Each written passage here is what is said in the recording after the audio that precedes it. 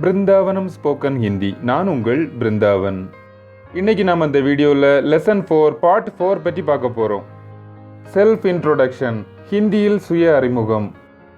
Lesson 4 part 1லேருந்து part 3 வரைக்கும் video பார்க்காதவங்க video link கீழே டிஸ்கிரிப்ஷனில் கொடுத்துருக்கேன். பார்க்காதவங்க அந்த வீடியோவை பார்த்துட்டு இந்த வீடியோவை பாருங்கள், அப்போ தான் உங்களுக்கு நல்லா புரியும். இந்த வீடியோவில் நாம் ஃபேமிலி, உறவுகள் பற்றி பார்க்க போகிறோம். ஸ்க்ரீனில் கொடுத்துருக்க இமேஜை தெளிவாக பாருங்கள். என்னுடைய அப்படிங்கிறதுக்கு ஹிந்தியில் மேரா, மேரே, மேரி, இந்த மூணுக்குமே ஒரே பொருள் தான். இதை எங்கே எப்படி பயன்படுத்த வேண்டும் என்று பார்ப்போம். மேரா, என்னுடைய, இதை எங்கே பயன்படுத்தணும் அப்படின்னா, ஒரு ஆண்பால் ஒருமையாக இருந்தால் அந்த இடத்துல மேரா பயன்படுத்தணும். ஆண்பால் பன்மையாக இருந்தால் மேரே பயன்படுத்த வேண்டும். பெண்பால் ஒருமையாக இருந்தாலும் பன்மையாக இருந்தாலும் மேரி பயன்படுத்த வேண்டும். ஆண்பால் ஒருமையாக இருந்தால் மேராவும், ஆண்பால் பன்மையாக இருந்தால் மேரேயும், பெண்பால் ஒருமை மற்றும் பன்மையாக இருந்தால் மேரி பயன்படுத்த வேண்டும். வரக்கூடிய வாக்கியங்களை வைத்து இதன் உதாரணத்தை தெளிவாக பார்ப்போம். என்னுடைய அப்பாவின் பெயர் கிருஷ்ணன்.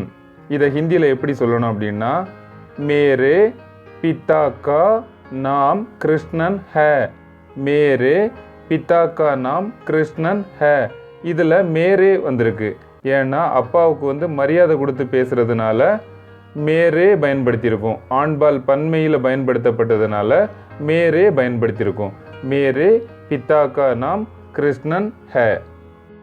என்னுடைய அம்மாவின் பெயர் தாய். மேரி மா கா நாம் தாய் ஹே. மேரி மா கா நாம் தாய் ஹே. இதில் மேரி ஏன் வந்திருக்கு அப்படின்னா, பெண்பால் பன்மையில் பயன்படுத்தப்பட்டுள்ளது. அம்மாவுக்கு மரியாதை கொடுத்து பேசியிருக்கோம். பெண்பால் பன்மையில் பேசினதுனால இதில் மேரி பயன்படுத்தப்பட்டுள்ளது. மேரி மாக்கா நாம் தாய் ஹே. இப்போ இதில் வேலையை பற்றி குறிப்பிட்டிருக்கு. என்னுடைய அப்பா ஒரு விவசாயி. மேரே பிதா ஏக் கிசான் ஹே. இதில் கிசான் என்பது விவசாயி என்று பொருள். மேரே பிதா ஏக் கிசான் ஹே. இதில் மேரே ஏன் பயன்படுத்தப்பட்டுள்ளது என்றால், அப்பாவுக்கு மரியாதையாக பேசுறதுனால ஆண்பால் பன்மையில் மேரே பயன்படுத்தப்பட்டுள்ளது. மேரே பிதா ஏக் கிசான் ஹே. என்னுடைய அம்மா இல்லத்தரசி. மேரி மா ஹவுஸ் ஒய்ஃப் ஹே. மேரி மா ஹவுஸ் ஒய்ஃப் ஹே. இது ஹவுஸ் ஒய்ஃபை ஹிந்தியில் பேசணும் அப்படின்னா கிருஹிணி. மேரி மா கிருஹிணி ஹே. மேரி மா கிருஹிணி ஹே. இந்த வாக்கியத்தில் மேரி ஏன் வந்திருக்கு அப்படின்னா, அம்மாவுக்கு மரியாதை கொடுத்து பேசுகிறோம். பன்மையில் பேசுகிறதுனால இதில் மேரி பயன்படுத்தப்பட்டுள்ளது. பொதுவாக ஹவுஸ் ஒய்ஃபுங்கிற வார்த்தையை பயன்படுத்திக்கோங்க. மேரி மா ஹவுஸ் ஒய்ஃப் ஹே. எனக்கு 2 சகோதரர்கள் உள்ளனர். சகோதரர்கள் அப்படின்னு பேசும்போது பன்மையில் வந்ததுனால, ஆண்பால் பன்மையாக இருக்கிறதுனால நம்ம அங்கே மேரே பயன்படுத்த போகிறோம். மேரே தோ பாயி ஹே. மேரே தோ பாயி ஹே. பொதுவாக நாம் எனக்கு அப்படிங்கிறதுக்கு முஜே, முஜுக்கோ என்ற வார்த்தையை பயன்படுத்துவோம். இந்த இடத்துல அப்படி பயன்படுத்தக்கூடாது. மேரே அந்த வார்த்தையை தான் பயன்படுத்தணும். மேரே தோ பாயி ஹே. எனக்கு 2 சகோதரிகள் உள்ளனர். இந்த இடத்துல மேரி பயன்படுத்தப்பட்டுள்ளது. பெண்பால் பன்மையில் பேசுறதுனால மேரி பயன்படுத்தப்பட்டுள்ளது. மேரி தோ பஹனே ஹே. மேரி தோ பஹனே ஹே. பஹன்னா சகோதரி, பன்மையில் வர்றதுனால பஹனே அப்படின்னு நம்ம பயன்படுத்துவோம். மேரி தோ பஹனே ஹே. நாங்கள் 2 சகோதரர்கள். ஹம் தோ பாயி ஹே. ஹம் தோ பாயி ஹே. ஹம் தோ பாயி ஹே அப்படின்னா நாங்கள் 2 சகோதரர்கள். நாங்கள் 2 சகோதரிகள். ஹம் தோ பஹனே ஹே. ஹம் தோ பஹனே ஹே. ஹம் தோ பஹனே ஹே அப்படின்னா நாங்கள் 2 சகோதரிகள். எனக்கு 2 சகோதரனும் 2 சகோதரியும் உள்ளனர். மேரே दो भाई और 2 बहनें हैं. मेरे 2 भाई और 2 बहनें हैं. இதில் ஆண்பாலும் பயன்படுத்தப்பட்டுள்ளது, பெண்பாலும் பயன்படுத்தப்பட்டுள்ளது. அந்த மாதிரி நம்ம பயன்படுத்தும் போது ஆண்பால் பன்மையில தான் நம்ம அந்த சென்டென்ஸை எடுக்கணும். அப்போ முன்னாடி மேரே என்ற வார்த்தையை பயன்படுத்த வேண்டும். 2 சகோதரனும் 2 சகோதரியும் பயன்படுத்திருக்கு. அதில் और அப்படின்னா மற்றும் என்று பொருள். இதில் दो பாயி அது ஒரே மாதிரி தான் வரும். ஆனால் दो बहने அது மட்டும் பன்மையில பயன்படுத்தணும். என்னுடைய சகோதரனின் பெயர் கார்த்திக். मेरे भाई का नाम कार्तिक है. मेरे भाई का नाम कार्तिक है. சகோதரனுக்கு வந்து ஹிந்தியில் பாயி. मेरे भाई का नाम कार्तिक है.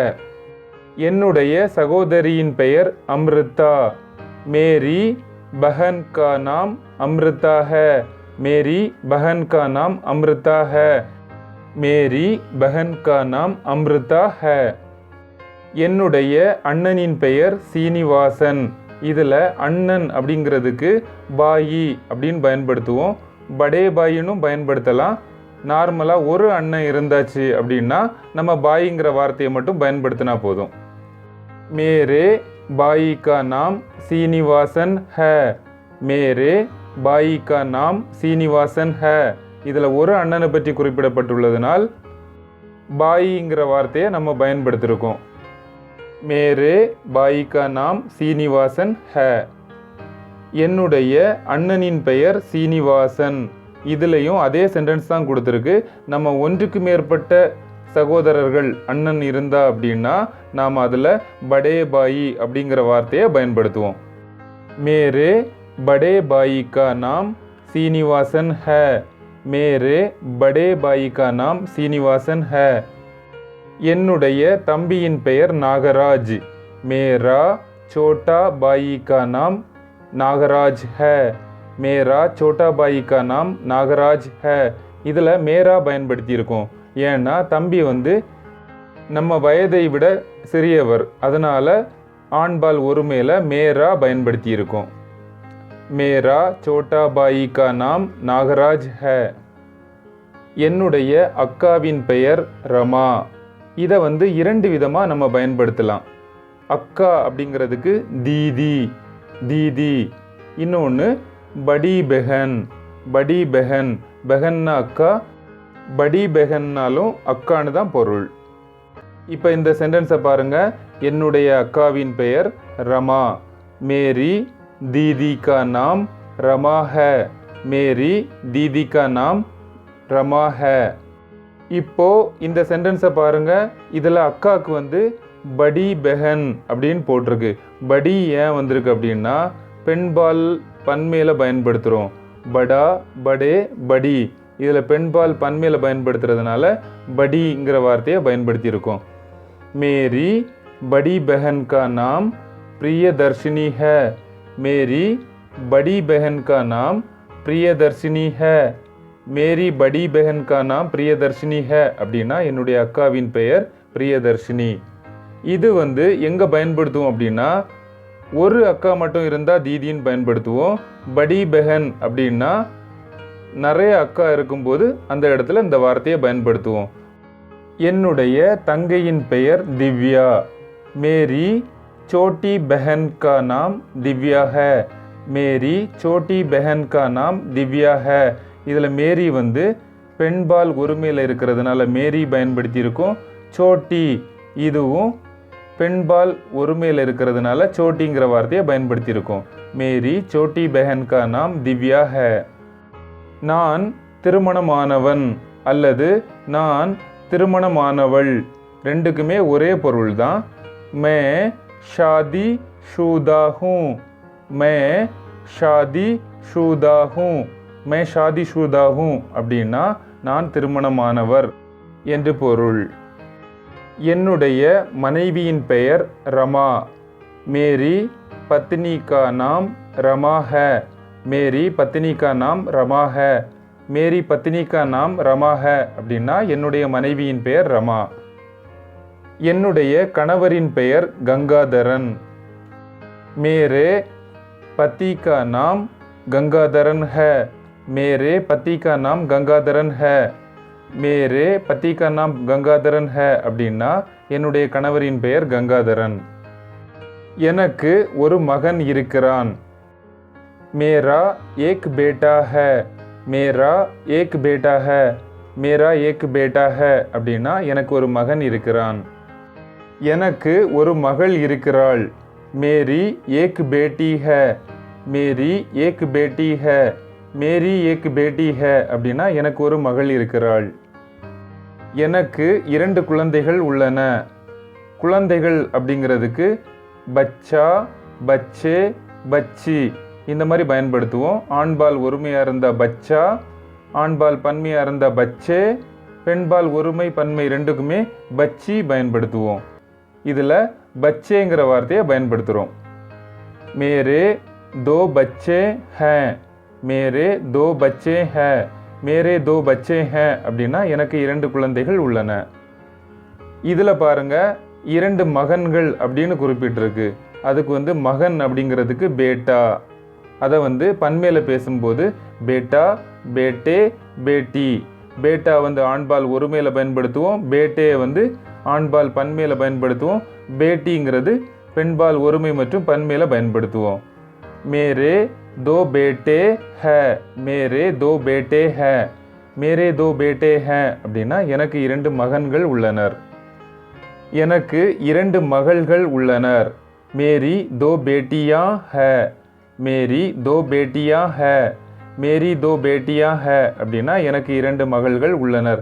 பேட்டியா ஏன் பயன்படுத்தியிருக்கு அப்படின்னா பன்மையில் பேட்டி அப்படிங்கிறது பேட்டியா அப்படின்னு மாறும். எனக்கு ஒரு மகனும் ஒரு மகளும் உள்ளனர். மேரே ஏக் பேட்டா और एक बेटी है. मेरे एक बेटा और एक बेटी है. मेरे एक बेटा और एक बेटी है அப்படின்னா எனக்கு ஒரு மகனும் ஒரு மகளும் உள்ளனர். எனக்கு 2 மகனும் 2 மகளும் உள்ளனர். मेरे दो बेटा और दो बेटियां है. मेरे दो बेटा और दो बेटियां है.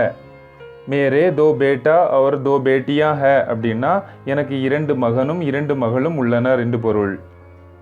எனக்கு ஒரு நண்பன் இருக்கிறான். மேரா ஏக் தோஸ்த் ஹே. மேரா ஏக் தோஸ்த் ஹே.